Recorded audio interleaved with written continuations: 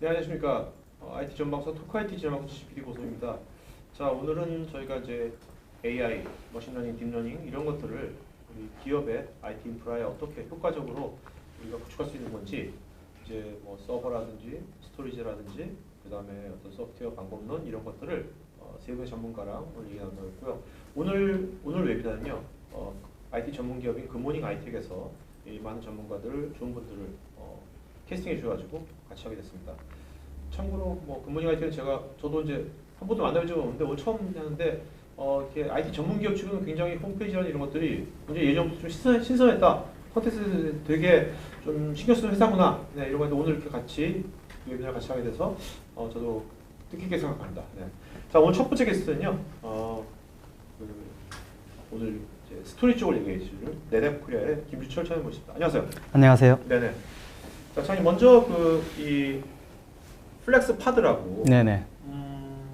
뭐 이게 뭔지 일단 모르는 분도 있을 것 같거든요. 네, 많은 분은 그렇습니다. 알겠지만 이게 정체가 뭡니까, 플렉스 파드라고? 이제 플렉스 파드가 이제 굉장히 낯설게 다가오시는 분들도 많이 계실 텐데요. 네네. 사실 이제 이번에 새롭게 출시된 제품은 아니고 시스코와 네뎁이 10년 가까운 파트너십을 가지면서 오랫동안 함께 개발해오고 유지해온 그런 CI 플랫폼이 되겠습니다. 커버지 인프라스트럭처. 예, 그렇습니다. 그러니까 서버하고 스토리지가 합쳐진 거네요. 예, 그렇습니다. 10년 됐으면 뭐 8년? 네, 횟수는 이제 좀 8년이 넘어 지금 9년. 네.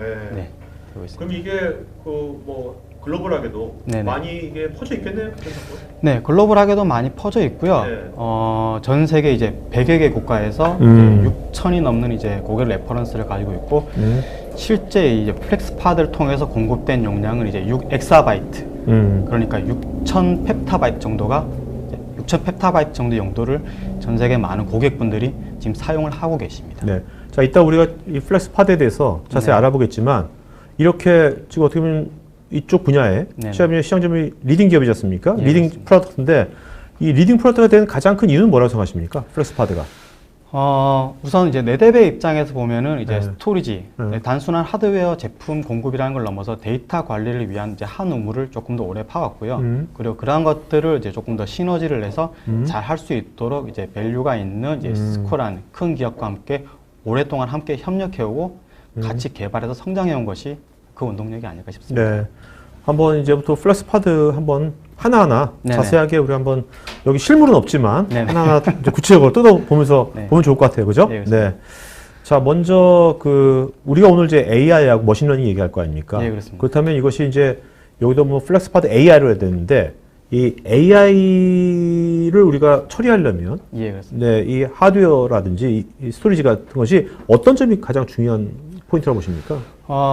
아무래도 이전에 단순한 워크로드 처리와는 다르게 네. AI 같은 경우는 그 필요한 이제 그런 알고리즘이라든지 아니면 이제 원하는 결과 도출을 위해서 다양한 뭐 입력이 있을 수 있고 그에 따른 결과물들도 나올 수 있고 그러한 네네. 입력과 결과를 도출해내기 위해서 복잡한 히든레이에서 다양한 워크로드, 다양한 IO들이 일어나게 됩니다. 이제 그러한 IO들을 이제 빨리 그리고 신뢰성 있는 결과를 도출해 주시는 데이터를 빨리 처리하는 것이 아마 가장 큰 이유가 있지 않을까 싶습니다. 그러니까 스피드가 이제 제일 중요한 굉장히 중요한 팩터다. 부분이라고 볼 수 있습니다.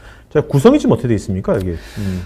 이제 플렉스 파드 중에서도 이제 저희가 이제 네뎁에서 AI 워크로드를 좀 더 잘 하기 위해서 시스코의 그런 이제 GPU가 장착된 이제 네. 고성능의 UCS 서버와 그리고 이제 네뎁이 가지고 있는 올플래시 스토리 중에 가장 강력한 성능을 지니고 있는 이제 A800이라는 모델. 네네. 그리고 이제 고성능의 이제 데이터들을 그런 네트워크 스루프트를 처리할 수 있는 그런 네트워크 스위치들로 이렇게 함께 구성이 되어 있습니다. 네네. 그러니까 네트워크 단하고 예. 그 서버 단은 이제 시스코가 예, 그렇습니다. 담당하고 네. 이제 스토리지 단은 이제 네뎁이 네. 하는 거네요. 자, 아까 AI 쪽은 할 때 그 성능, 특히 네. 빠르다는 게 제일 중요하지 않습니까? 네. 얼마나 빠른 건지, 네? 그걸 말씀해 주시면 구체적으로 좀. 지금 네뎁이 지금 이제 플렉스파드 AI에 기본적으로 장착하고 있는 A800 모델 같은 경우는 이제 저희가 데이터 안정성을 위해서 이중화를 하고 있는데요. 이중화된 단일 세트에서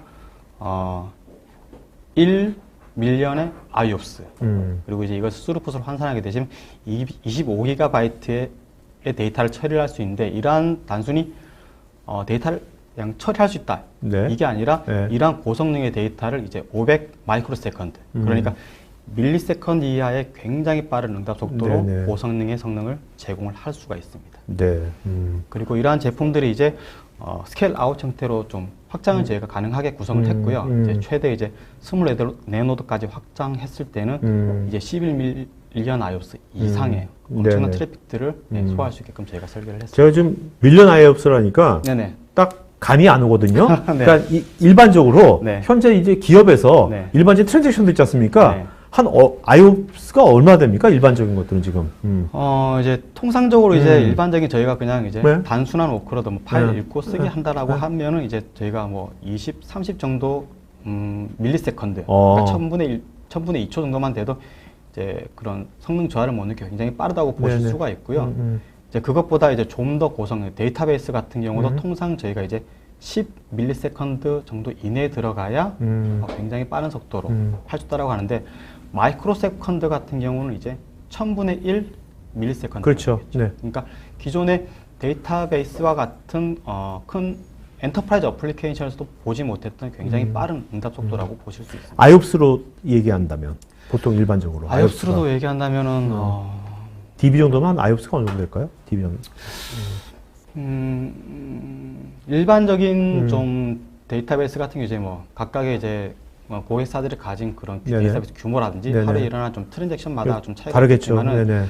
보통 제가 경험상으로 가지고 있는 대형 고객사의 통상적으로 일어나는 IOPS에 비해서 네. 한 3-4배 이상은 네. 되지 않을까 싶습니다. 알겠습니다. 네. 자, 근데 이게 아까 A800 여기 네. 언제 나온 거죠? 지금 A800 같은 경우는 지금 2019년 이제 상반기에 출시. 올해 상반기네요? 네, 최신의 모델이라고 볼 수 있습니다. 이게 가장 상위 모델인데 네네. 여기 보면 그 장표에 보면 A700이랑 네. A800이랑 네. 뭐 둘 다 하이했는데 네. A700은 파란색이고 얘는 또 주황색이고 뭐가 다른 겁니까? 두 개가? 지금 모델 같은 경우 지금 다양한 보통 이제 고객분들이 보실 때 이렇게 모델은 나와 있는데 사실 이제 구분하기가 쉽지 않거든요. 통상 이제 엔트리는 뭐 성능이 좀 낮을 거고 이제 하이엔드 같은 경우 성능이 좀 빠를 거다라고 이제 생각들을 많이 하시는데 그러한 것들을 조금 이제 손쉽게 구분하시라고 이제 좀 색깔로 표기를 해 두었습니다. 네. 그래서 엔트리 모델들 같은 경우는 일반적인 SAS SSD를 지원하는 모델이고요. 저희가 미드레인지 이상들 모델들부터는 전부 다 이제 NVMe over FC를 지원할 수 있도록 설계를 네네. 했습니다. 그 중에서도 이제 주황색으로 표기된 이제 가장 최근에 이제 저희 발표가 된 미드레인지인 A400과 A800 같은 경우는 NVMe over FC를 넘어서 엔드-투-엔드 NVMe를 지원하도록 저희가 설계된 모델입니다. 자, 그 엔드-투-엔드 NVMe란 게 어떤 겁니까? 그러니까 뭡니까? 그러니까요. 저 이제 기존에 가지고 있는 그러니까 기존의 FCP가 가지고 있는 알고리즘에 대해서 좀 개선한 걸로 보시면 될 것 같고요. 그러니까 네. 프로토콜의 개선이 있습니다. 기존에 FC 가진 성능의 한계를 극복하고 좀 더 나은 성능을 내도록 설계되고 개선된 프로토콜이라고 보시면 좋을 것 같습니다. 네뎁이 가지고 있는 장점들 중에 하나가 이런 좀 개선된 모델은 NVMe over FC라든지 아니면 엔드-투-엔드 NVMe를 네. 네뎁이 업계 최초로 이제 지원한 모델들이 되겠습니다.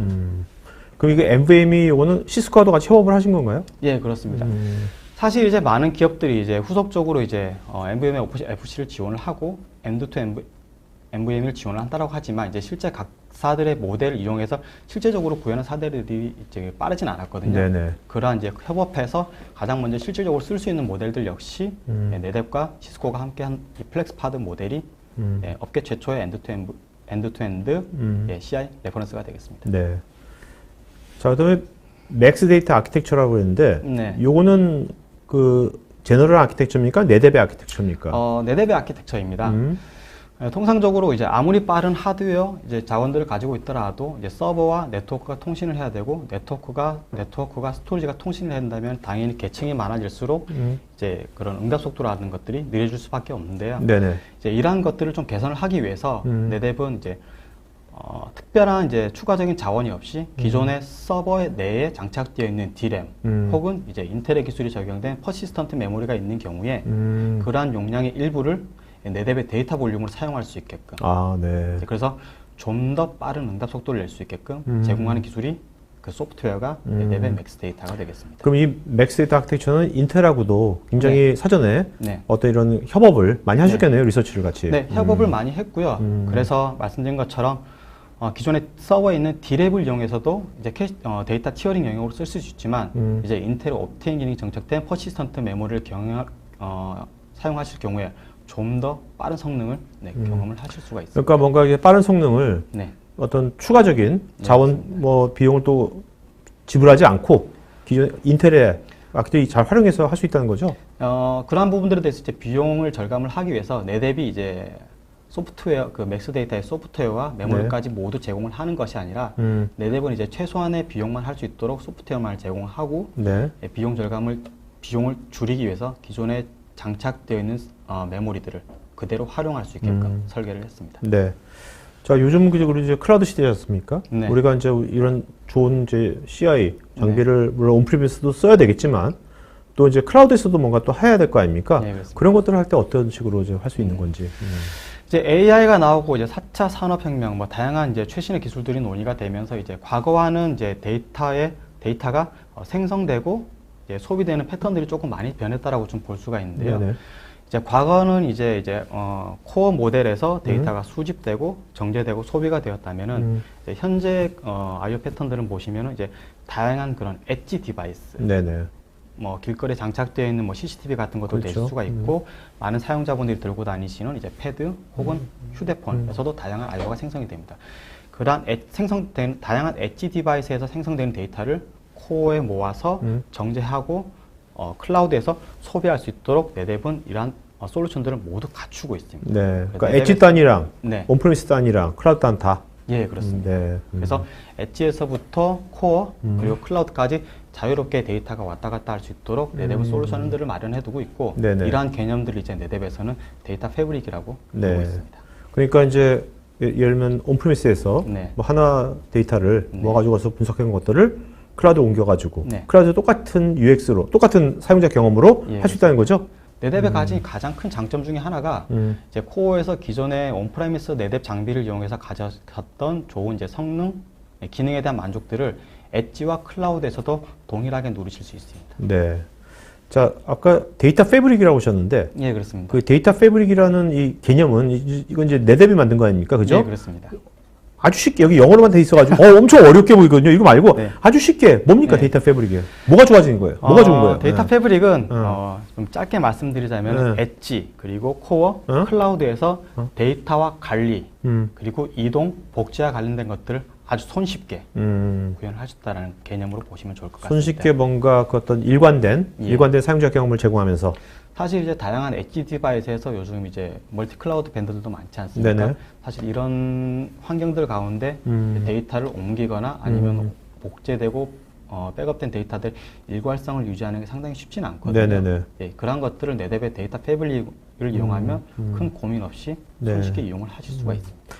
그 플렉스 파드가 네. 어떻게 보면 이제 CI 어플라이언스지 않습니까? 예, 그렇습니다. 그럼 이것이 AI 뭐로만 쓸 게 아니고 예. 기업에서는 AI뿐만 아니라 뭐 ERP에서 다양한 애플리케이션도 있지 않습니까? 예, 그렇습니다. 그런 다양한 것들에 대해서 이것이 뭔가 구성도 좀 유연해야 될 텐데 예, 그런 예. 것들은 어떻게 대처하시는지. 좀 이제 요즘 나오는 모델들은 보면 이제 확장하거나 음? 이제 좀 규모를 늘리고자 할 때 내가 필요한 자원 외에도 불필요한 자원들을 같이 증설하거나 업그레이드해야 되는, 그러니까 좀 비용적으로 좀 이제 불공평한 네네. 그런 상황들이 있을 수 있는데 네.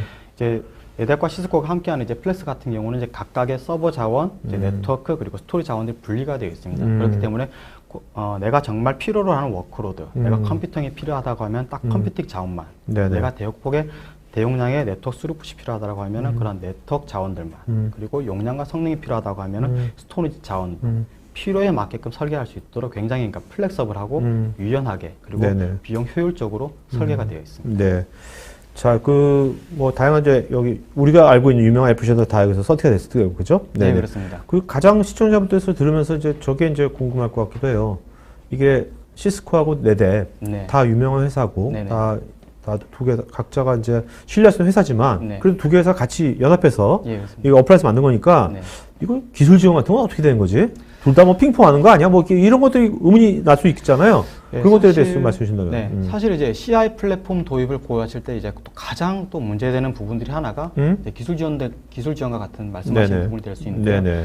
이제 네댓과 시스코는 이제 그러한 부분들을 해소하기 위해서 이제 공동의 창구를 마련을 해두고 있습니다. 네. 그렇기 때문에 사용자가 편하신 곳으로 내가 네댓에 조금 더 프렌들리하다고 하면 네댓 고객센터로 네. 혹은 시스코로 연결을 하시면 각자 이제 고객센터와 기술센터가 그러한 케이스와 자원들을 공유를 하고 있기 때문에 어떤 곳으로 연결하셔도 이제 동일한 수준의 고품질의 서비스 제공을 받으실 수가 있습니다. 네. 그래도 이게 아무래도 이제 네뎁에서 네뎁 네. 쪽 파트너한테 이걸 구매했으면 네. 뭐 일단 네뎁을 통해서 뭔가 할 것 같은데 네. 처음에는 네. 네. 시스코는 시스코 쪽으로 하고 네, 뭐 편한 쪽으로 연락을 주시면 네. 내부적으로 이제 그런 케이스를 열고 고객분들이 상담했던 이력들이 아 거의 서로 공유가 돼 실시간으로- 있습니까 예, 그러면? 그렇습니다. 오, 공통의 네. 데이터베이스 I see, I 마련을 see. 되어 있기 때문에 어느 곳으로 연결하셔도 동일한 네. 서비스를 받으실 수 있습니다. 알겠습니다. 자, 혹시 오늘 정말 내가 이건 오늘 꼭 말하려고 왔다 했는데 제가 안 물어본 것 중에 있다면 하나 뭐 말씀해 주시겠다면. 최근에 이제 워크로드들이 많이 다양해지고 복잡해지면서 복잡한 솔루션들을 이제 사실 어떻게 구축하고 관리하고 이제 유지를 해야 되는지에 대한 고민들이 많으실 것으로 알고 있거든요. 네네네. 이제 그러한 부분들을 이제 네뎁과 시스코가 함께하는 이제 플렉스파드 AI를 통해서 상당 부분 혹은 생각하는 것 이상의 수준으로 저희를 해결을 하실 수가 있다고 생각을 하고 있습니다. 네네. 그렇기 때문에 현재 가지고 계신 인프라에 대해서 좀 불편함을 좀 개선을 하고 싶거나 아니면은 다가오는 새로운 시대를 위한 조금 미래 혁신적인 플랫폼들을 조금 미리 준비를 하고 싶으시다면 이제 네뎁 혹은 시스코를 통해서 플렉스파드에 대한 문의 그리고 이러한 네뎁과 시스코의 플렉스파드를 가장 잘 지원할 수 있는 이제 굿모닝 아이텍을 통해서 같이 좀 고민을 하시면 좋지 않을까 싶습니다. 네, 알겠습니다. 자, 그러면 저희 이따가 퀴즈 시간 뵙겠습니다. 네, 고맙습니다. 감사합니다. 네. 자, 이제 그 시스코의 현상이 모시겠습니다. 네.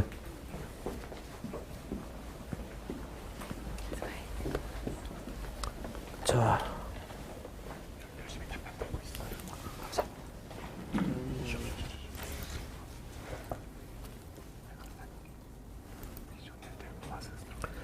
안녕하세요, 선생님. 네네. 네.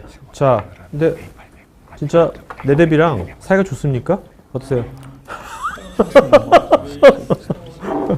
네네. 때문에 네. 타 벤더들과도 관계 좋지만 특히 네. 네뎁하고는 네. 어플라이언스 이름으로 말씀드렸던 네. 것처럼 플렉스파드라는 이름으로 같이 지원을 하고 있습니다. 네. 자, 먼저 이제 시스코 쪽이 아까 보니까 이제 서버 쪽 예. UCS, 네. UCS도 꽤 오래됐죠, 나온 네, 지가. 올해 딱 10년 됐습니다. 아, 벌써 10년 됐구나. 네. 근데 처음에 UCS 나왔을 때 네. 시스코가 원래 네트워크의 전문 기업이지 네, 않습니까? 서버를 만들어? 네네. HP하고 IBM이랑 경쟁을 해? 이렇게 될까? 했는데 네네. 의외로 잘 하시는 것 같아요. 포지션 잘 잡으시고. 예, 맞습니다. 어떻습니까? 기존에 말씀하신 것처럼 처음에 저희 시스코가 네. 블레이드 아키텍처를 처음 가지고 나왔을 때 탑엔더들이 많은 걱정을 했습니다. 네, 기존에 네. 잘하고 있는 HPE라든지 IBM 같은 경우가 잘하고 있는데 네. 시스코 이제 너희가 나중에 블레이드 아키텍처를 갖고 와서 잘할 수 있겠느냐라고 의문을 가졌는데 그렇죠. 저희는 기존에 그 HP나 IBM이 가지고 있던 블레이드 아키텍처는 그러니까 올드 모델이었고 저희는 이제 IU를 가상화함으로써 조금 네. 더 블레이드 아키텍처를 유연하게 쓸 수 있도록 아키텍처링을 해서 나왔기 때문에 고객분들한테도 많은 호응을 받아서 네. 출시하자마자 그 미주 쪽에서는 1위를 달리고 있고 국내에도 이제 모 벤더는 이제 엎치락뒤치락하는 네. 그런 형세를 많이 띠고 있습니다. 아무래도 이제 10년 전, 그러니까 예. 2009년이잖아요, 10년 전. 네네, 맞습니다. 그러니까 그때가 이제 가상화가 막 이제 이렇게 예, 될 때니까 맞습니다. 네. 그 기술을 네. 빨리 서버에 IO 가상화 쪽에 딱 집어넣어가지고 출시된 거네요. 예, 맞습니다. 그게 처음에 큰 차별을 뒀군요, 그냥. 예, 맞습니다. 자, 보면 이제 우리 네. 이 다양한 이제 어떻게 보면 이제 AI, 머신러닝 또 네. 보면 여러 가지 분야가 있는 네, 것 같은데 여기 네. 보면 좀 구분하신 것 같은데 예, 어떻게 예. 구분하신 겁니까 이게? 이제 말씀해. AI를 구축하기 위해서는 네. AI의 데이터 파이프라인이 있습니다. 데이터를 수집을 하고 네. 그다음에 정제를 하고 네. 그걸 그 데이터 사이 연관관계를 파악을 하고 그걸 가지고 이제 학습을 해서 모델링을 해야 됩니다. 그렇죠. 그 전체적인 파이프라인에 시스코 UCS는 모든 그 라인업을 다 소화할 수 있는 UCS 라인업을 다 가지고 있습니다. 그래서 네. 각각에 맞게 트레이닝 부분이라든지 네. 딥러닝 트레이닝 그리고 인퍼런스 부분에도 각각에 맞는 워크로드를 그 수용할 수 있는 그 로드맵을 가지고 있기 때문에 네네. 시스코를 컨택을 하시면은 AIML 구축하실 때 각각의 다른 서버 네네. 벤더의 시스템이 네. 아닌 시스코만으로도 구축을 하실 수 있고 그렇게 구축을 하게 된다면 한 군데에 접속하셔도 다 모든 라인업을 관리하실 수 있는 그런 이점이 있습니다. 그러니까 지금 이제 머신러닝에 네. 기업에서 이제 머신러닝 AI를 하고 여기 저 어떤 각 단계가 스테이지가 있는 거 예, 맞습니다. 다른 거지 않습니까? 네네. 파이프라인이라고 표현하셨는데 네네네. 파이프라인별로 지금 색깔도 다른 건데 네네. 색깔별로 요거면 테스팅 네네. 요 때는 트레이닝 때는 어떤 요소가 중요한 건지 그거 좀 간단하게 좀 설명해 주신다면. 네. 그 각각의 이제 데이터 파이프라인 중에 학습을 할 때는 이제 투스켓 정도의 이제 엔비디아에서 나오는 각각의 워크로드에 맞는 GPU 카드가 있습니다. 그 카드를 장착을 해서 각각에 맞는 뭐 트레이닝하면 트레이닝에 맞는 엔비디아의 GPU, 그다음에 딥러닝을 하면은 딥러닝에 적합한 GPU, 그다음에 인퍼런싱을 할 때는 인퍼런싱에 적합한 GPU, 각각의 워크로드에 맞는 그 GPU를 그 엔비디아 카드를 장착을 해서 사용을 할 수 있습니다. 그러니까 이 장표만 봐서는 지금 보니까 이게 중간에 있는 딥러닝 쪽이 제일 그 GPU 소모가 많은 것 같아요. 네, 그러니까? 맞습니다. 왜냐하면 딥러닝 같은 경우는 굉장히 많은 계층으로 내려가서 계산을 해야 되기 때문에 수식 계산을 해야 되기 때문에 굉장히 많은 컴퓨팅 파워, GPU 파워가 필요하거든요. 거기에 걸맞게 저희가 작년 10월 정도에 UCS 기반의 머신러닝 서버가 출시가 되었습니다. 네. 약간 이 서버에 대해서 스펙 뭐 다 말씀하실 거 없고 이 중에서 제일 그것도 뭐 좀 특징적인 거 한두 가지만 좀 말씀해 주신다면 딥러닝으로 해서 저희 UCS C480ML 같은 경우는 타 벤더에도 물론 같은 성능을 내는 이제 그 라인업이 있는데 저희는 다른 게 뭐냐면 저희는 이제 고객이 원하는 대로 CPU를 선택을 할 수 있습니다. CPU 사양을 선택할 수 있고 올 3월에 출시된 인텔 스카일러블 CPU인 캐스케이드 레이크를 지원을 하고 있습니다. 그리고 메모리 같은 경우도 최대 3TB까지 확장이 가능한 그런 구조로 되어 있고요. 그리고 딥러닝에 최적화된 엔비디아의 V100 GPU가 NVLink 타입으로 장착이 되기 때문에 굉장히 빠른 속도를 자랑을 하고 있습니다. 네. 자, 이제 이거 뒤쪽에 패널 쪽인데 이런 인터페이스 쪽 있지 않습니까? 패널 쪽에. 이쪽에는 우리가 이제 딥러닝 하기 위해서는 다른 거하고는 좀 다른 거가 있으면 어떤 게 있을까요? 지금 보시는 것처럼 저희는 사유 크기의 이제 서버입니다. 그래서 전면에 보시는 것처럼 가운데 CPU 모듈이라고 되어 있는데요. 저 부분에 캐스케이드 레이크의 투소켓 CPU가 장착이 되고 그 양옆으로는 메모리가 장착이 되고 있습니다. 그래서 저 부분에서 3TB까지 확장이 가능한 부분이고요. 그 CPU 블랭크 모듈이라는 곳을 통해서 전면에 냉각된 공기를 빨아들여서 이제 후면으로 뽑아내는 그런 용도의 CPU 블랭크가 있습니다. 그리고 아래는 SFF 타입의 디스크가 24개까지 장착이 가능함으로써 조금 더 스토리지 공간을 확보를 했고요. 후면에 보시면은 이제 PCIe 타입의 이제 저희 인터페이스 카드를 최대 100G까지 지원하는 인터페이스 카드를 4장까지 장착을 할 수 있는 그런 구조로 되어 있습니다. 한마디로 확장성이 좋다? 예, 맞습니다. 확장. 자, 근데 지금 아까 냉각 말씀하셨잖아요. 그러니까 이게 GPU가 굉장히 또 발열이 굉장히 많을 것 같거든요. 예, 맞습니다. 냉각을 얼마나 효과적으로 하느냐도 얼마나 작은 집적도에서 되게 중요한 기술일 것 같은데 예, 맞습니다. 그런 건 어떻게 구현하셨는지? 저희 C480 같은 경우는 이제 탑엔더에도 같은 라인업이 있지만 탑엔더 같은 경우는 뭐 2U짜리도 있고 3U짜리도 있고 있는데 저희는 4U입니다. 그 이유는 아까 전장에서 보여드렸던 것처럼 전면에 이제 CPU 블랭크 모듈을 통해서 그 구멍이 나 있거든요. 그 부분을 통해서 냉각된 공기를 빨아들이고 지금 화면에서 보이시는 것처럼 뒤에 이제 8개 모듈이 GPU가 장착된 걸 보실 수 있으십니다. 그래서 보시면은 위에 히트싱크가 있는데 히트싱크 모양이 다른 거를 볼 수 있습니다. 그리고 저게 히트싱크에 단차가 있기 때문에 그 내부적인 냉각된 공기를 좀 더 효율적으로 배출할 수 있도록 저희가 구조 개선을 해서 출시해 놓은 서버입니다. 그러니까 이제 공기의 흐름이 좀 더 잘 원활하게 할 수 있도록? 예, 맞습니다.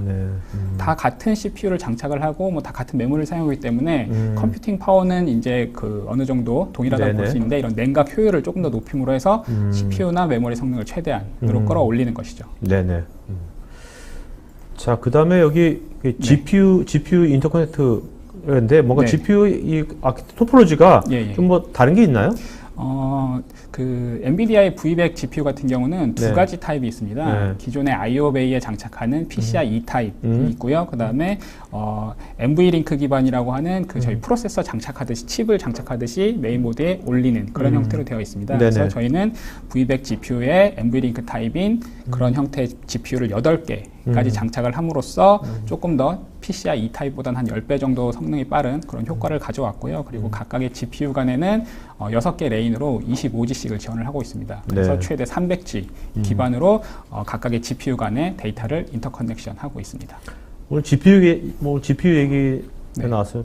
이제 엔비디아가 GPU 때 엄청 떴지 않습니까? 예, 맞습니다. 어떻습니까? 필드에서 네, 요새도 이 GPU에 뭐 이렇게 인기라든지 이런 것들은 계속해서 내년도에 계속 확장될 것 같습니까? 어떻습니까?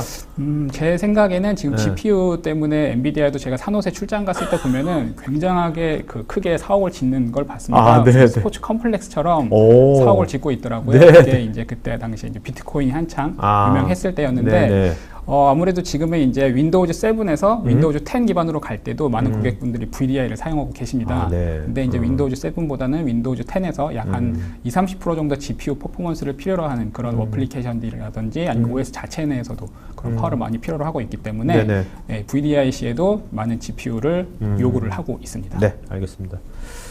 자, 이게 스토리지 확장성 좀 말씀해 주신다면.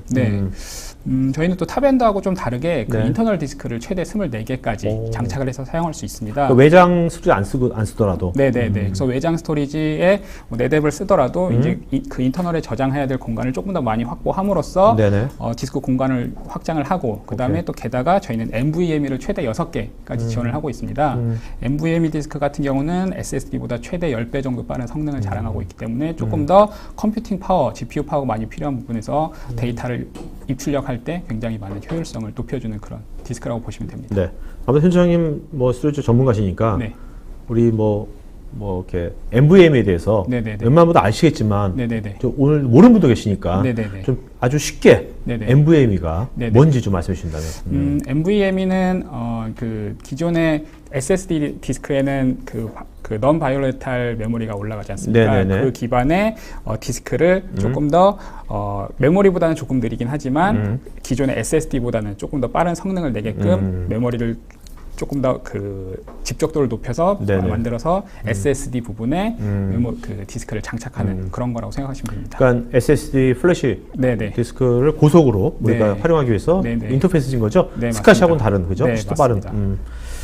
자, 그 다음 우리가 이제 머신러닝에 특화된 서버 말씀하셨지만 이게 기업인의 워크로드가 뭐 머신러닝에만 있는 거 아니잖아요. 다양한 워크로드가 있지 않습니까? 거기에도 어떻게 다 이제 적용될 수 있는 건가요? 그 저희는 아까 그 네뎁 세션에서도 말씀드렸지만 꼭 AI/ML뿐만 아니라 다른 여러 워크로드에서도 저희 UCS하고 네뎁의 스토리지가 합쳐진다면은 대부분의 워크로드를 다 커버를 할 수 있습니다. 그리고 AI/ML 부분에서도 아까 서두에 말씀드렸던 것처럼 뭐 데이터를 수집하고 정제하고 그 다음에 학습하고 이런 부분에서도 저희 그 UCS ML480을 사용하신다면 타 벤더로 만약에 AI/ML 팜을 구축을 하시면 기존의 수집과 정제를 하기 위한 서버 팜들을 따로 구축을 하셔야 됩니다. 근데 그렇게 되다 보면은 각각의 관리적인 포인트 부분을 다 따로 가져가셔야 되는 반면 저희 UCS로 모든 AI의 데이터 파이프라인을 가져가시면은 한 군데 접속하시면은 모든 그 파이프라인에 대한 인프라를 다 관리를 하실 수 있고요. 그리고 저희 얼마 전에 나온 사스 기반의 인터사이트라는 툴을 통하면은 꼭 내가 온프레미스 환경이 아닌 인터넷이 접속이 가능한 곳이라면은 인프라를 내가 언제 어디서든지 관리를 하실 수 있게끔 그런 툴도 제공해 드리고 있습니다. 네, 알겠습니다. 자, 현장님 이따가 Q&A 시간에 뵙겠습니다. 고맙습니다. 네, 고맙습니다. 자, 여러분 이제 세 번째 세션입니다. 클라우데라 코리아의 임상배 이사님 모시겠습니다. 자, 이 세션 끝나면 오늘 이제 세 분 다 모시고 여러분 질문에 대한 Q&A 시간 갖도록 하겠습니다. 안녕하세요, 이사님. 네, 안녕하세요. 자, 그러니까 클라우데라가 또 호트웍스를 작년에 인수한 것 같은데, 그죠? 정확히는 이렇게 그 보통은 뭐 인수라고 하면 한 회사가 다른 회사를 이렇게 좀 적대적으로 하는 그런 관계인데, 지금 클라우데라랑 호트웍스는 올해 1월에 그 서로 이제 1대1로 동등한 관계로 회사가 같이 합쳐졌고요. 그래서 지금 시너지를 내기 위해서? 맞습니다. 그래서 지금은 예전에 호트웍스가 개발했던 기술, 클라우데라가 개발했던 기술들을 하나로 합치는 작업을 하기 시작을 했고, 이제 어느 정도 성과가 내서 지금 이제 그게 합쳐진 양사가 갖고 있는 최고의 기술이 합쳐진 그런 기술들을 시장에 제공을 하고 있습니다. 자, 그렇게 되면 고객 입장에서는 어떤 게 제일 좋아질까요? 우선은 이게 원래 기술이 종류가 많은 것도 좋긴 한데 어떤 경우에 있어서는 종류가 많다라는 게 선택 장애를 일으키긴 하거든요. 그리고 실은 일이 더 많아지세요. 이 기술은 뭐가 좋고 저 기술은 뭐가 좋고 하는데 이제 새롭게 나오는 플랫폼에서는 기존에 취사 선택을 했던 기술들을 네네. 같이 제공을 하니까 이제 조금 더 편해지시는 거죠. 플랫폼 네네. 선택을 하실 때. 그리고 저희도 그 앞으로 나오는 가장 최신의 기술들을 계속 플랫폼에 집어넣고 있어서 오픈소스 쪽 테크놀로지가 조금 더 발전하는 데 기여를 하고 있다고 생각합니다. 네. 자, 오늘 요 세부 세션의 제목이 AI 머신러닝 프로젝트 성공을 위한 접근 전략인데 네. 일단 프로젝트 성공 가기 전에 네. 현재 기업들이 뭐 알파고 나오면서부터 야 AI 한번 해봐 알아봐 하면서 하잖아요. 뭔가 하는데 쉽지 않잖아요. 그죠? 맞습니다. 네, 여러 가지 이슈들이 많죠. 지금 네, 필드에서는 지금 많이 느끼실 것 같아요. 그거를 네. 만나보시면 네. 여러 가지가 있겠지만 뭐 그 중에서 몇 가지를 좀 말씀해 주신다면 그 우선은 첫 번째는 그 일반적으로 머신러닝이나 AI라는 거를 기존의 일회성 프로젝트성이나 혹은 솔루션을 사서 바로 쓸 수 있다고 조금 네네. 그런 이제 오해가 시장의 초창기에 있었던 맞아요. 것 같고요. 예전에 알파고 했을 때 어느 기업 회장이 그랬대요. 네. 그 전문가한테 알파고 얼마면 사냐고. 맞습니다. 그래서 이제 저희가 이해하는 것도 머신러닝 자체는 인프라나 이런 쪽의 툴에 도움은 받을 수 있지만 결론적으로 머신러닝 그 itself는 그 회사가 내재화해야 되는 이제 그런 네. 그 역량이라고 저희는 이해를 하고 있습니다. 그래서 그거를 머신러닝을 역량이냐 아니면은 저희 같은 벤더나 그 여러 훌륭한 벤더에서 솔루션을 가져온다고 네. 바로 고라이브 할 수 있는 게 아니라는 거를 이제 고객분들이 알기 시작한 게 조금 좀 긍정적인 면이라고 네. 볼 수 있는 것 같습니다. 네. 그렇게 아까 말씀하신 뭐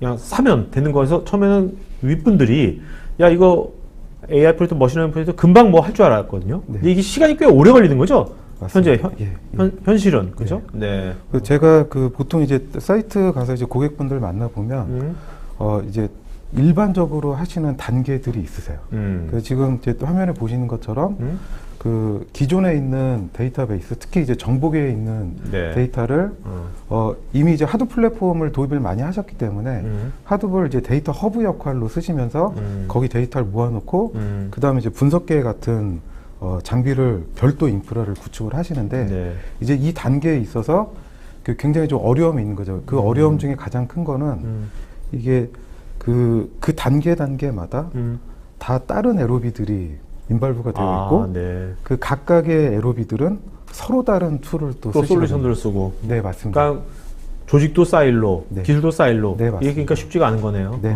데이터 흐름이 명확치도 않고. 네. 그래서 지금 여기 결국 이것도 하나의 워크플로우로 돼야 예, 맞습니다. 그래서 ML 자체는 이런 워크플로우를 같이 잘 지원하도록 하는 거를 큰 목적으로 하고 있고 네네. 그래서 이제 그 목적을 달성하기 위해서 저희 같은 벤더 그리고 네. 앞서 설명해 주셨던 저런 그 훌륭한 인프라들이 도움을 드리는 거로 이렇게 이해를 해주시는 게 좋을 것 같습니다. 그러니까 이런 전사적 워크플로우에 대한 설계가 중요하겠네요. 맞습니다. 근데 지금 이제 그림이나 나온 것처럼 다 사일로가 네. 많이 돼 있는 거죠. 그래서 지금 근데 이 팀 스포츠 가야 된다고 말씀하셨는데 팀 네네. 스포츠 예. 이게 무슨 의미입니까? 팀 스포츠 보통 요즘 이제 저희가 이제 제가 보통은 요새 가장 최신의 기술을 얻는 거는 주로 이제 야간이나 주말에 세미나를 많이 다닙니다. 네네. 그렇게 다녀보면 그 이제 그 하이어 하시는 분들이 그 잡 디스크립션이나 이런 쪽에 나와 있는 거를 보면 네. 요즘은 뭐 머신러닝 엔지니어, 그러니까 초창기에는 데이터 엔지니어, 그리고 중간에 머신러닝 엔지니어, 네. 요즘 가면 이제 AI 엔지니어라고 흔히 네. 표현을 하시거든요. 네. 근데 이런 분들이 실은 예전에 데이터를 실제 손에 다 만지셨던 분들이 이제 분석 워크로드에 대한 이해를 가지고 분석에 쓰이는 오픈 소스를 거의 그 예술의 경지로 쓰시는 그런 엔지니어 분들이 있거든요. 네. 근데 이제 이런 분들이 다 관련이 있다 보니까 그런 분들끼리 서로 커뮤니케이션하고 그리고 그 커뮤니케이션은 단순히 사람과 사람 간의 커뮤니케이션뿐만 아니고 그 쓰고 있는 도구에 대한 통일성 이제 그런 것도 중요해지는 거죠. 그러니까 이게 어떻게 보면 이제 플랫폼적인 어프로치가 필요하겠네요. 예, 예. 자, 지금 아까 분석자 있잖아요. 분석가, 이제 데이터 사이언티스트, 네, 뭐 요새 또 시티즌 데이터 사이언티스트까지 요새 많이 나오는데, 뭐 다들 이거 어떻게 하지? 다들 IT 쪽 하시는 분들, 또 데이터 다루시는 분들은 다 이런 걸 다 생각하고 계실 거예요 지금요. 커리어 패스에 그죠? 네. 자, 근데 그분들한테 지금 가장 필요한 게 뭡니까? 일단.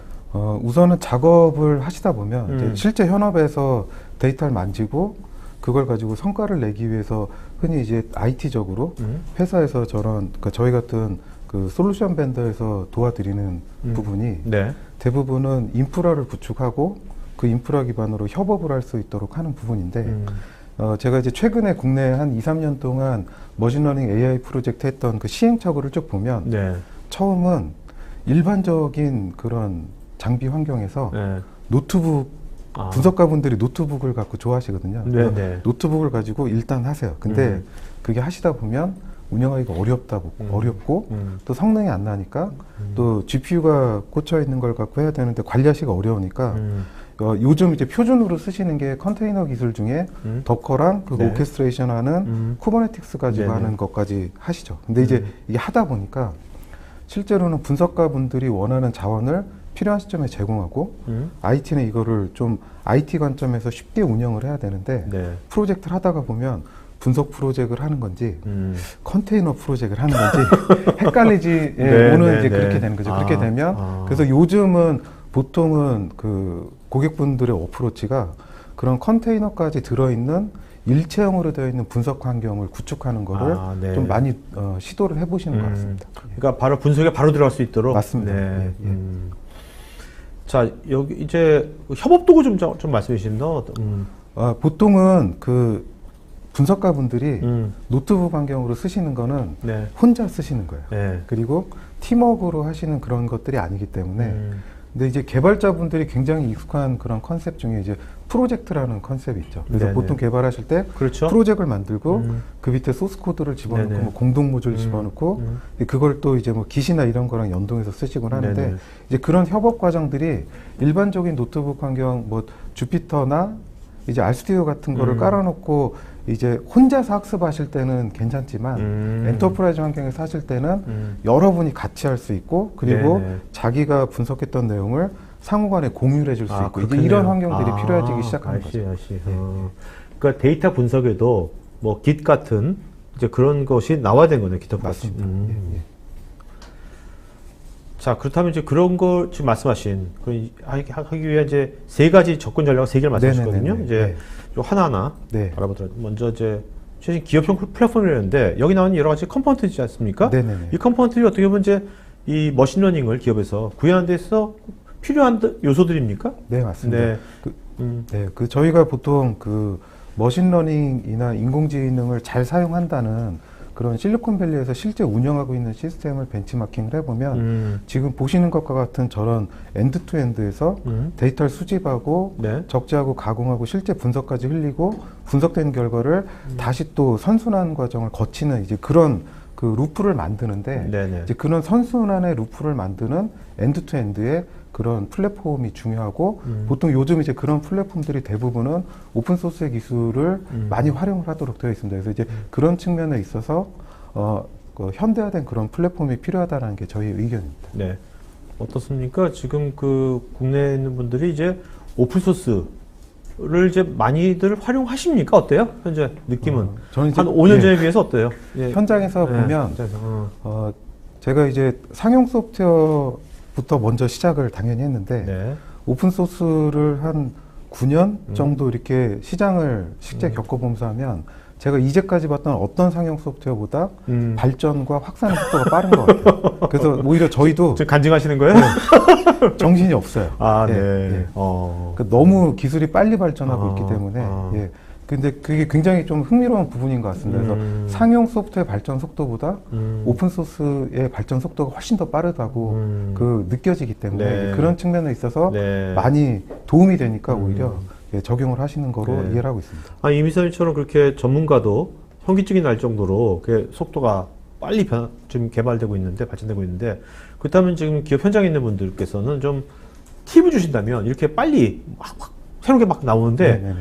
이분들이 어떻게 그 학습을 하거나 어떻게 대처해야 될까요? 뭐 팁 하나 주신다면. 이건 이제 제 개인적인, 개인적인, 개인적인 방법인데, 처음에 잘 모를 때는 네. 다른 사람이 하는 걸 하는 게 제일 안전하잖아요. 네. 대세를 따르는 거죠. 네. 네, 그래서 예를 들어서 컨테이너를 오케스트레이션 하는 기술들이 쿠버네틱스 이후에도 굉장히 많았어요. 근데 지금은 쿠버네틱스가 거의 디팩토가 돼서 표준 플랫폼으로 그렇죠. 맞아요. 이해가 되고 있죠. 그래서 그 대부분 보면 어느 쪽이 크게 대세로 흘러가는구나는 세미나나 이런 걸 참석해 보시면 네. 느끼실 수가 있어요. 네. 그래서 세미나를 좀 힘드시더라도 일과 후나 주말에라도 몇 번 정도를 참가를 해보시면 네. 관심 있는 영역에 자주 나오는 용어가 있고 그 용어들은 거의 대부분 실패하지 않고 네. 대부분 표준이 됩니다. 그래서 여러분들의 요새는 또 52시간 때문에 시간이 굉장히 중요하잖아요. 네네. 그래서 그 시간을 투자를 할 때 그런 대세를 따르고 그리고 가장 최신의 그런 세미나에서 자주 나오는 용어들을 위주로 공부를 하시면 도움이 될 것 같습니다. 알겠습니다. 자, 아까 그 이제 데이터 분석할 때도 우리 기터브처럼 협업이 네네네. 필요하다고 하셨는데, 예, 예. 자, 그러면 뭔가 그것을 일반 기업에서 갑자기 만들어낼 수 없는 거지 않습니까? 그런 것도 클라우드에다가 제공합니까? 예, 그래서 저희 클라우데라가 지금 분석가분들이 쓰시는 그런 도구를 제공을 하고요. 아, 네. 그 조금 이제 기덥이랑 좀 나눠서 설명드리면 네. 분석가분들이 쓰시는 노트북 환경인데 어? 그 노트북 환경을 이제 서로 공유하고 협업을 할 수 있도록 프로젝트 컨셉을 집어넣고 권한 제어를 할 수 있도록 만들어 놓은 게 이제 저희가 CDSW라는 그런 도구가 있고요. 네네. 그리고 저희도 그 소스 코드에 대한 형상 관리는 그 기덥과 같이 연동되도록 그렇게 설계를 해놨습니다. 그래서 함께 시너지를 내도록 그렇게 되어 있고 요즘은 자체적인 노트북뿐만 아니고 그 고객분들이 이미 쓰고 있는 주피터나 RStudi오도 그 CDSW라는 플랫폼 안에서 네네. 그 컨테이너 환경에서 같이 쓸 수 있도록 하는 것까지 제공을 하고 있습니다. 이 CDSW, 클라우드 데이터 사이언스 워크벤치, 네네. 이거는 뭐 시청자분들께서 지금 이렇게 어디 사이트로 와서 이렇게 체험을 해볼 수도 있는 겁니까?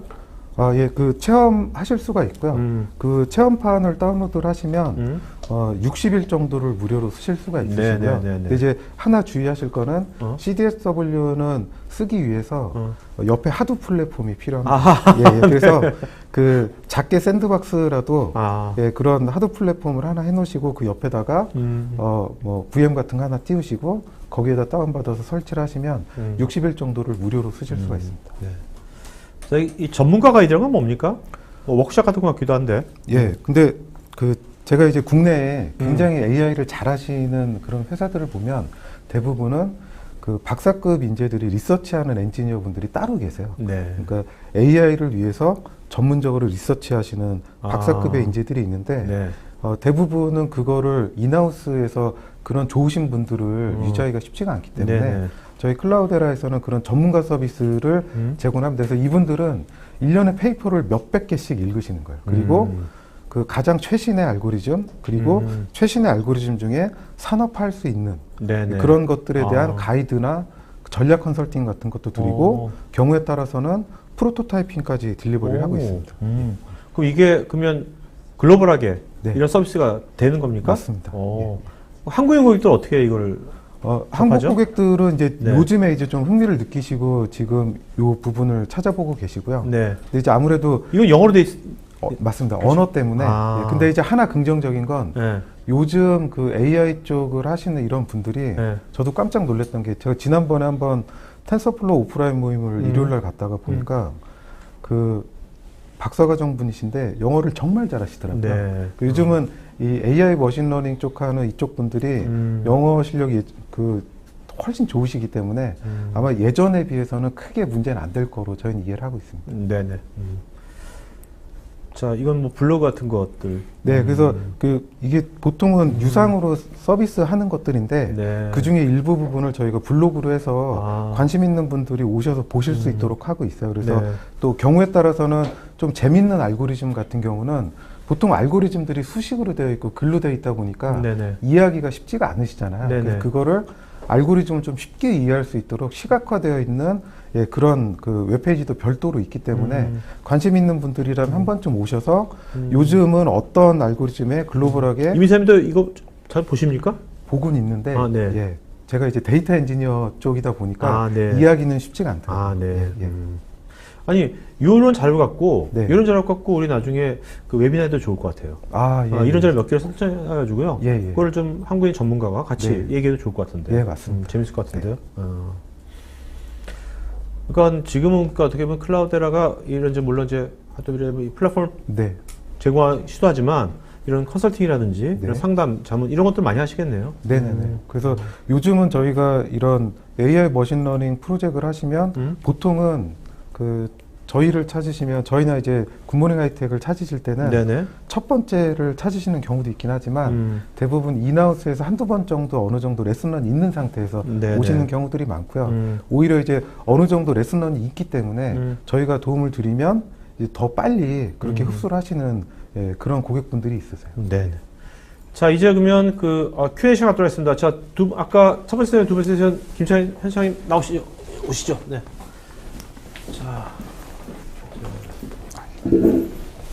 자, 세 분은 좀 답변해 주시면서 각자가 질문자를 한 분씩 이름을 좀 기억해 주세요. 알겠죠? 네네. 그래서 맨 끝에 그 이름을 호명하면 오늘 그 질문 잘한 분 세 분한테 저희가 경품 기프티콘 보내도록 하겠습니다. 자, 여러분 그리고 지금 네.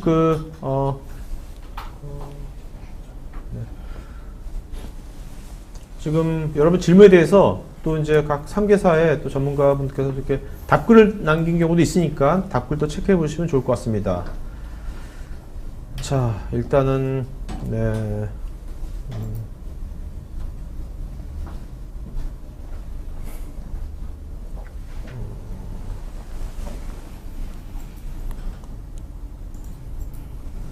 박치규님, AI와 머신러닝 시스템을 현장 필드에 구축하기 위해서는 지식과 모델 조합에 의한 시너지 효과가 중요한데 지식과 모델 알고리즘의 단점은 무엇이며 플렉스파드 AI의 경우 상승효과 AI 구축 방안이 궁금합니다. 약간 뭐 혹시 약간 질문이 좀 이렇게 추상적인 것 같기도 한데, 네네. 모델링 할 때 뭐 혹시 모델링 할 때는 어떤 그런 뭐 이슈랄까 뭐 어떤 그런 것들 뭐 그런 거 없을까요? 그런 거 질문이 좀 굉장히 네네. 말씀하신 것 좀 추상적인 것 같은데 제가 이해한 대로 답변을 좀 드리면은 기존에 이제 AIML을 구축하실 때 어떤 어플리케이션들이라든지 이런 것들을 만드실 때 대부분의 이제 개발자들이 해당 어떤 어플리케이션의 목적에 대해서 코딩을 하십니다. 근데 이제 코딩을 하고 배치를 하고 컴파일을 하다 보면은 여러 번의 이제 시행착오를 겪게 되는데 기존에 이미 저희가 이제 그 프로그래밍을 할 때 기존에 만들어진 라이브러리를 쓰는 것처럼 엔비디아에서 제공하는 그 엔비디아의 클라우드 GPU가 있습니다. 그걸 사용하게 되면 미리 구축해 놓은 여러 어플리케이션들에 대한 라이브러리 같은 것들을 가져다가 사용하시게 되면 아무래도 개발이나 어떤 그 어플리케이션을 디플로이 하는데 시간을 많이 줄일 수 있는 그런 이점이 있습니다. 알겠습니다. 자, 여러분 지금 설문조사하고 있으니까요. 설문에 응해주신 분들 그래서 저희가 또 거기 보면 설문 항목에 혹시 찾아오는 뭐 방문 상담 원하시는 분들한테 저희가 또 그 굿모닝 하이텍에서 또 이게 선물 준비했으니까요. 필요하신 분들은 꼭 체크해 주시기 바라고요. 나기문님께서는 기존의 네뎁의 FAS 스토리지와는 오늘 말씀하시는 그게 뭐가 다른 건지. 네뎁의 이제 파스 같은 경우는 이제 기존에 나와 있는 전통적인 저장 매체죠. 하드디스크와 그리고 이제 플래시가 같이 장착되거나 혹은 이제 하드디스크만 이제 따로 장착될 수 있도록 그렇게 된 모델입니다. 반면에 이제 올 플래시는 이제 딱 플래시만 장착되도록 그렇게 된 모델이고요.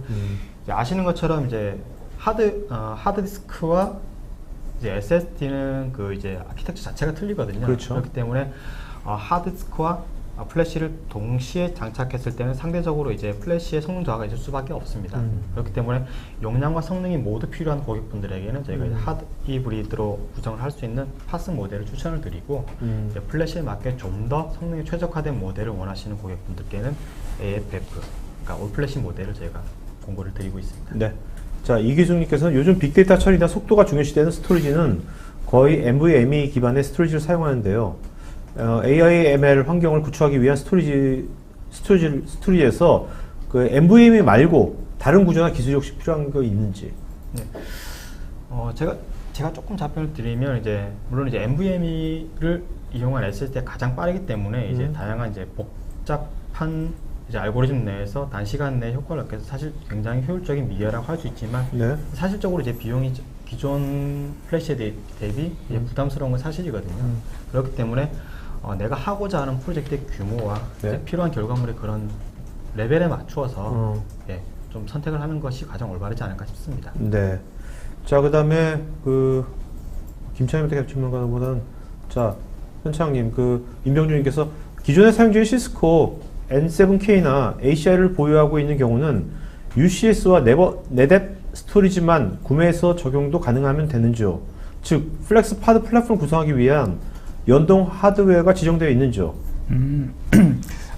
ACI나 넥서스 7K 기반의 스위치이기 때문에 네. 기존에 그런 거에 대한 제약은 전혀 없습니다. 그래서 상단에 그 스위치의 네트워크가 뭐 SDN이든 아니면은 기존의 뭐 3티어 구조의 어떤 네트워크 구조 형태이든 상관없이 시스코의 컴퓨팅과 네뎁의 스토리지는 상단의 어떤 네트워크의 그 물리적인 그런 거 관계없이 다 지원을 하고 있습니다. 네. 자, 그다음에 이미사님 그 아까 그 블로그 있지 않습니까? 네네네. 그 블로그 주소가 혹시 어떻게 하면 블로그 검색을 어떻게 해야 되냐 블로그? 끝나고 제가 그 자료에 네. 그 URL을 네네. 적어놨기 때문에 네네. 그 공유드리는 자료 가지고 네. 거기서 보시면 될 것 혹시 같습니다. 스태프분들께서 URL 이미사님 그 URL 혹시 있으시면 그거 좀 그 댓글창에다가 URL 좀 써주시면 고마울 것 같아요. 네네. 블로그 URL요.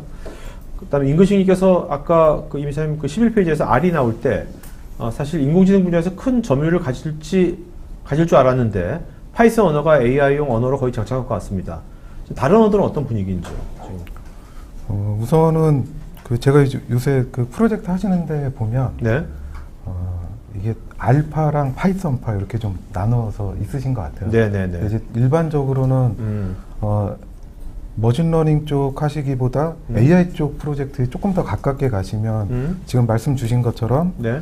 파이썬을 조금 더 선호를 하시는 것 같고요. 왜냐하면 네네. 아무래도 기존에 뭐 케라스나 이런 하이 레벨 API를 쓰시건 네. 그 텐서플로우처럼 로우 레벨을 쓰시건 파이썬으로 되어 있는 구현체나 예제들이 많기 때문에 아무래도 접근성이 좋아서 이렇게 하시는 것 같고요. 네네. 근데 또 그 모든 회사들이 다 AI 정도 레벨의 그런 프로젝트를 지금 다 하시는 건 또 아니거든요. 네네. 그리고 모델을 이제 저희가 현장에서 실제 분석하시는 분들의 의견을 들으면 분석 프로젝트를 하고 나서 그 모델의 성과나 이런 걸 봤을 때 똑같은 문제를 풀기 위해서 네. 머신러닝적인 어프로치를 취해보고 또 딥러닝적인 어프로치를 취해보면 그 풀고자 하는 문제나 데이터에 따라서는 머신러닝 쪽 어프로치 알고리즘으로 푸는 게 더 결과가 좋은 경우들도 있기 때문에 네네. 요즘은 이렇게 꼭 그 쓰시는 분들이 나눠져 있긴 하지만 회사 차원에서는 두 개를 다 쓰시는 게 일반적인 그런 케이스로 이해를 하고 있습니다. 네.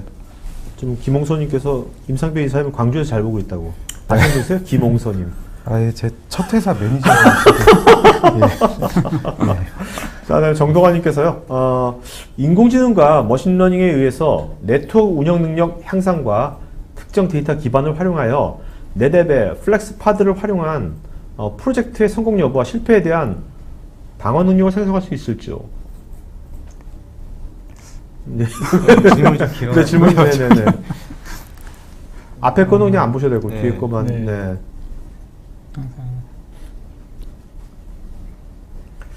정도한 질문을 좀 약간 구체적으로 하시면 좋을 것 같아요. 다시. 네. 그죠? 네.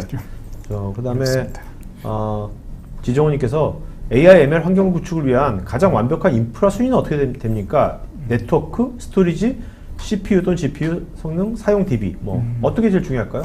지금 말씀하시는 것처럼 인프라의 순위는 딱히 정해져 있지 않습니다. 왜냐하면 네. 네트워크만 아무리 좋고 아니면 뭐 컴퓨팅만 아무리 좋고 네네. 아니면 스토리지만 아무리 좋고 해도 오케이. 어느 한 부분에 병목이 일어날 수 있기 때문에 네. 지금 저희가 제안드리는 플렉스 파드는 네. 인프라 측면에서는 최대한의 퍼포먼스를 끌어내는 것들로만 구성을 했기 때문에 저희 플렉스 파드를 선택하시면은 인프라 측면에서는 다 준비가 됐다라고 생각하시면 되겠습니다. 네. 조남진님께서는 왜 AI 머신러닝 할 때 CPU보다 왜 GPU 그러는지 이유가 뭔지.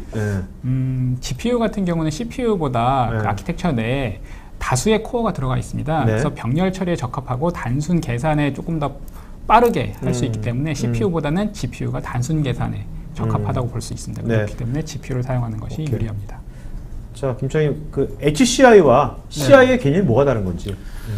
이제 통상적으로 알고 계시는 사실 이제 HCI 개념으로 봤을 때는 이제 CI 플랫폼과 사실 이제 겹치는 부분이 많습니다. 이제 그런데 네뎁의 이제 HCI 같은 경우는 사실 저희가 가진 플랫폼들을 이제 유기적으로 사용하기 위해서 사실상 개념 자체를 저희가 재정의를 했거든요. 네네. 이제 HCI를 이미 기존에 알고 있는 뭐 하이퍼 컨버지드 인프라스트럭처가 아닌 뭐 하이퍼 클라우드 하이퍼 멀티 클라우드 인프라스트럭처 정의를 했습니다. 네네. 즉 사용하고 가지고 계신 데이터들을 좀 더 좀 더 유기적으로 시너지를 낼 수 있게끔 이제 네랩이 가진 HCI는 구성이 되어 있거든요. 그렇기 때문에 단순히 기존에 알고 계시는 HCI 개념과 비교해서 상충된다라는 개념보다는 네랩의 데이터 패브릭을 이용해서 좀 더 유기적으로 데이터를 관리할 수 있는 서로가 CI와 HCI가 함께 할 때 좀 더 유기적인 성능과 기능을 발휘할 수 있는 개념으로 봐주시면 좋을 것 같습니다. 네.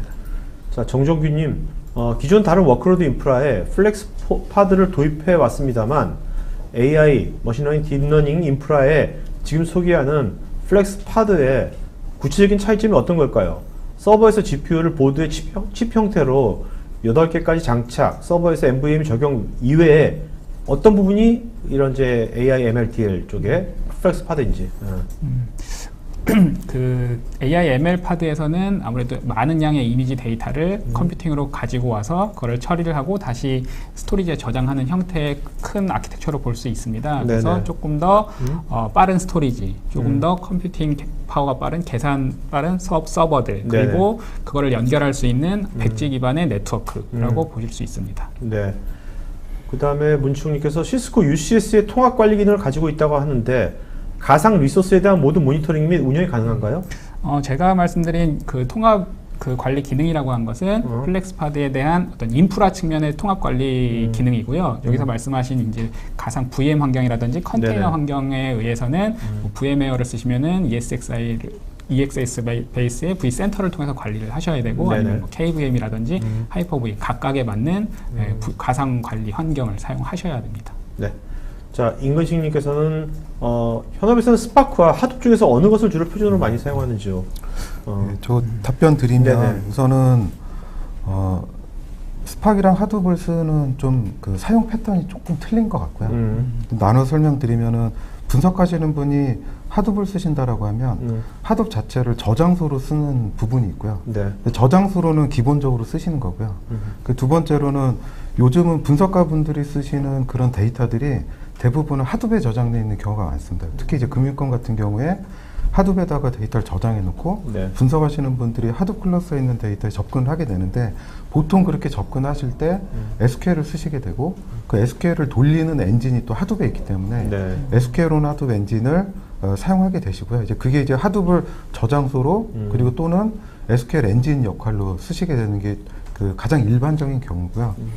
스파크 관련해서는 현업에서 스파크를 일부 쓰시기는 하는데 약간의 허들이 있는 게 분석하시는 분 중에 스파크에 있는 거를 분석 용도에 맞게 쓰실 수 있는 정도로 경험이 많으신 분이 아직까지는 그렇게 많지는 않으세요. 그러니까 물론 잘 쓰고 있는 분들이 있긴 하시고 그래서 그게 목적이 조금 틀린 것 같아요. 그래서 그 분석의 엔진이나 SQL 처리하는 엔진으로는 스파크 하둡 두 개 다 쓸 수 있지만 스토리지로 쓰는 거는 기본적으로는 하둡은 기본으로 쓰신다. 이렇게 이해해 주시면 될 것 같습니다.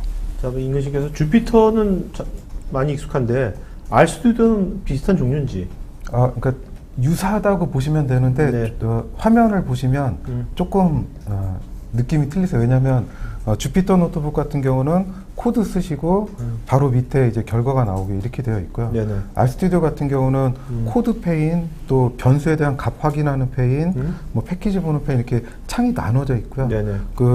또 얼마 전에 나와 있던 아마 작년인가로 제가 기억하는데 RStudio도 노트북 형태로 쓸 수 있는 또 그 기능이 개발이 돼서 일반적으로 쓰시는 노트북 환경은 똑같은데 이제 주로 R 쓰시는 분들이 예전에 이미 그 RStudio 환경에 익숙하셨기 때문에 변수 같은 거 값 확인하고 패키지 정보 보고 이런 쪽은 조금 그 주피터 노트북이랑은 약간은 틀린 부분이라고 그렇게 이해해 주시면 될 것 같습니다. 자, 박우일님, 기존 RDB는 그대로 사용하면서 머신러닝을 할 데이터인 로그 데이터, 고객 행동 패턴 등을 별도 빅데이터 엔진을 구성할 수 있을까요? 빅데이터 엔진이 고려되지 않은 채 설계된 시스템을 대상으로 마이그레이션이 가능할지요? 그리고 머신러닝 데이터를 적재하기 위해 적합한 하드웨어는 어떤 걸 추천하시는지요?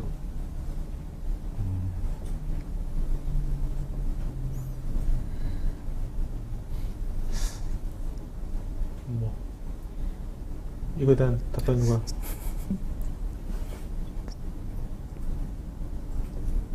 우선은 제가 마이그레이션 관련된 걸 말씀드리고 하드웨어는 또 따로 말씀드리는 게 좋으실 것 같아요. RDB는 쓰시면서 그 로그 데이터랑 행동 패턴들을 별도 엔진으로 구성하신다라는 거 이제 제가 이해하기로는 이제 기존의 RDB 데이터는 그대로 두고 별도 어차피 이제 RDB에 들어가지 않은 데이터들이거든요. 특히 이제 저런 로그성 데이터나 고객의 비헤이버 관련된 데이터들은 RDB에 넣지 않거나 넣어도 일부분만 넣었던 데이터들이기 때문에 그 부분은 오픈 소스로 되어 있는 하드 플랫폼에다 놓고 쓰시는 게 맞는 것 같고요. 그리고 그걸 이제 굳이 엔진이라고 표현을 하면 데이터를 가공하고 분석할 수 있는 전 단계까지 마트성까지 만들어주는 역할까지는 기존의 하드 플랫폼에서 할 수 있는 것 같고요. 그래서 이거를 엔진이 고려되어 있지 않은 상태에서 설계된 시스템을 마이그레이션 한다라기보다는 우선은 데이터를 만드는 걸 먼저 해놓으시고 그 데이터에 대한 설계가 되면 그거에 맞는 엔진은 그 다음에 선택을 하시는 거기 때문에 예, 그렇게 하시면 될 것 같습니다. 그 부분. 네네. 자, 홍한표님께서요. 요새 클라우드 플랫폼 사업자들이 제공하는 AI 머신러닝 관련 SaaS 서비스하고 이 플렉스파드하고의 차별화나 그건 뭔지. 예. 강점이나 차별화라기보다는 약간 각 기업의 컴플라이언스 이슈를 예를 들 수 있습니다. 예를 들면은 뭐 기업에서 CAD나 카티아를 이용해서 설계를 해야 되는데 이 데이터를 SaaS에 올리기에는 약간 부담감이 있을 수 있습니다. 그래서 그런 부분에 대해서는 내 온프렘 환경에 내 데이터 센터 내에 저장을 하고 싶어하는 고객분들한테는 아무래도 온프렘 환경의 플렉스파드가 좀 더 맞지 않을까 생각하고 있습니다. 심주흠님께서 가시성이 어느 정도까지 확보될 수 있는 걸까요? 타 모니터링 솔루션과 연동한 사례가 있는지도 궁금합니다.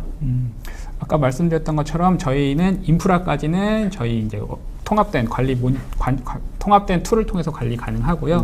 기존에 각각 하이퍼바이저에서 제공하고 있는 모니터링 솔루션을 통해서 다 사용하실 수 있으십니다. 이광재님, 기존 온프리미스 환경의 네트워크 자동화 구축이 어느 정도 수준으로 가능한지, 또 현재 수준에서 지원 가능한 밴더와 추후 확장 계획까지도 궁금합니다. 시스코 같은 경우는 SDN 솔루션으로 이제 ACI라는 솔루션을 제공을 하고 있습니다. 그래서 ACI 밑에는 뭐 기존의 X86 환경뿐만 아니라 뭐 그 유닉스 환경 아니면은 뭐 메인프레임 환경까지 다 통합을 할 수 있습니다.